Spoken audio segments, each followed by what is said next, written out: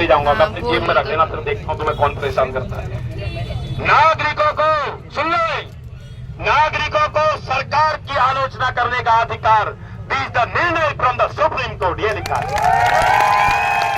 इसमें लिखा हुआ है प्रत्येक नागरिक को केंद्र सरकार, राज्य सरकार की जन विरोधी नीतियों की आलोचना करने का अधिकार है, लिखा है। मैं नहीं कह रहा हूं, this are ruling from the Supreme Court, Supreme Court ने कहा। समझ गए ना हमारी ताकत कहां पर है। ये पुलिस प्रशासन में देख रहा था, अभी कई हमारे युवा नौजवान यहाँ आते, उन्हें रास्ते में रोक रहा था, क्योंकि खिसियानी बिल्ली खम्बा नोचे, इनके पास ही क्या और बताओ, और है इनके पास कुछ।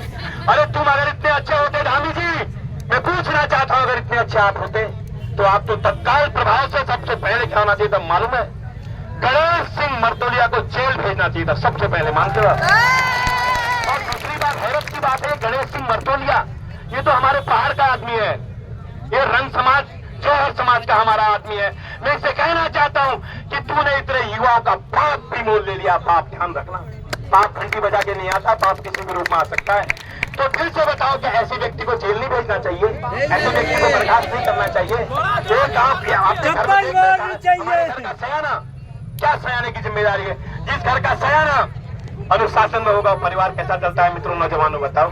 तो तू कहाँ का सयाना है भाई? गणेश सिंह मर्तोलिया कह रहा 3 ही पन्ने आए, क्या 24 पन्ने लेके इस हजमाने का? क्या गलत है बताओ? तो इसलिए मित्रों, बहुत टाइम हो गया, सबने मुझे टाइम दिया। मैं माननीय उच्च न्यायालय में तुम्हें वचन देता हूँ, सुभाष चंद्र बोस जी ने कहा था कि तुम मुझे खून दो, मैं तुम्हें आजादी दूंगा।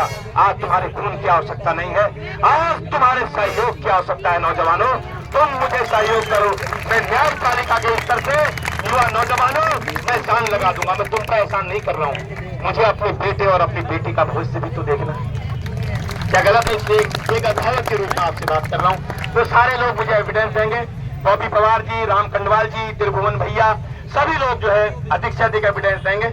और मैं 3 दिन बाद जो है माननीय उच्च न्यायालय में उसकी पैरवी करूंगा और सीबीआई जांच की मांग हम पुरजोर तरीके से करेंगे। क्योंकि अभी तुमने एक चीज देखा, ये हाईकोर्ट में भी गुमराह करेंगे इनके अधिवक्ता वगैरह की, नहीं इसकी आवश्यकता नहीं है, हमने एसआईटी गठित कर दी, हमने ये कर दिया, तमाम सारी बातों को कहेंगे। आप जानते हैं, अभी उनके नुमाइंदे आए थे, तुमने सुन लिया है उनको। इसलिए मित्रों, सड़क से लेकर के हाईकोर्ट तक की लड़ाई के लिए तैयार हो जाओ, कमर बांध लो।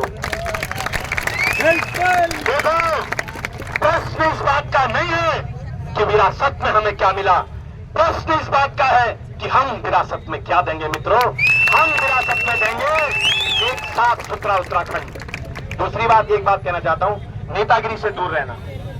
एक सज्जन भैया ने कहा था, सेमवाल जी ने बहुत अच्छी बात कही थी, इस आंदोलन को नेतागिरी से दूर रखना।